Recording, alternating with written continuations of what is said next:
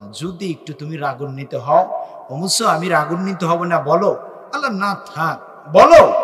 আল্লাহ আমি মুসা যদি আল্লাহ হইতাম, তুমি আল্লাহ যদি মুসা হইতে, তুমি আমার কাছে কি চাইতে? আল্লাহ একটা কঠোরতা অবলম্বন করলেন, একটা ধমক দিলেন, এই মুসা এটা কি বলো, এটা কি কখনো সম্ভব? মুসা আলাইহিস সালাম বলতেছেন, আল্লাহ শুরুতেই বলে নিয়েছি যে একটা বারের জন্য কিন্তু তুমি রাগান্বিত হবা না। আল্লাহ তাআলা বলতেছেন যে মুসা যতক্ষণ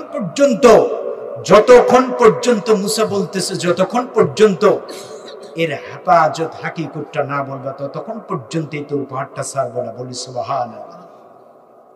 আল্লাহ তাআলা দারুণ বেকায়দায় পড়ে গেলেন। কারণ দেখবেন তোতলা, কানা, ল্যাংড়া এবং বধির এই মানুষগুলোর কিন্তু প্রচন্ড রাগ। জোরে কোন কথা ঠিক কিনা? এই মানুষগুলোর কিন্তু প্রচন্ড রাগ। তো মুসা আলাইহিস সালাম তুর পাহাড়ে গেলেন। যাবার পরে মুসা আলাইহিস সালাম বলতেছে যতক্ষণ পর্যন্ত এর ফয়সালাটা না দিবা ততক্ষণ পর্যন্ত এই তোর পাহাড়টা ছাড়বো না। বলি সুবহানাল্লাহ। আল্লাহ তাআলা বললেন, মুসা রে তুমি শোনো, আমি আল্লাহ যদি মুসা হইতাম আর তুমি মুসা যদি আল্লাহ হইতে, তোমার কাছে দুইটা জিনিস চাইতাম। বলি সুবহানাল্লাহ। মুসা আলাইহিস সালাম বললেন, আল্লাহ সেই দুইটা জিনিস কি একটা বারের জন্য বলেন।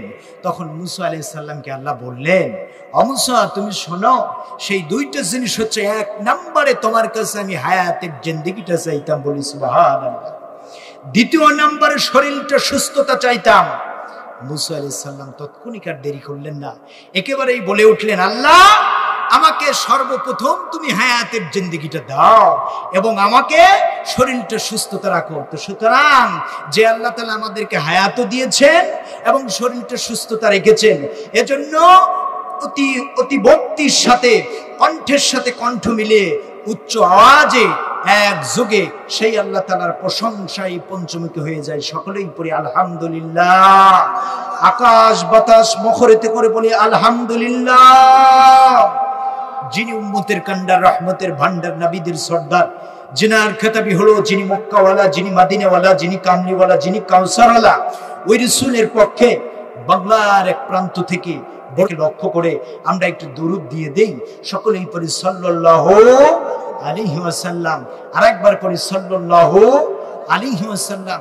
এই যে ইতিপূর্বে আমরা রাসূলের উপর যে ছোট্ট একখানা দরুদ শরীফ আমরা পড়লাম, আপনারা কি জানেন যে এই দরুদ শরীফটা পড়ার কতটুকু ফজিলত? আমি আপনাদের মাঝে শুরুতেই বলে নিচ্ছি ভাইরা, আমার বাবাজিরা, এই যে আমাদের ভিতর থেকে পাঁচ ওয়াক্ত সালাত কিন্তু বিদায় নিয়ে চলে গেল। জোরে কোন কথা ঠিক কিনা?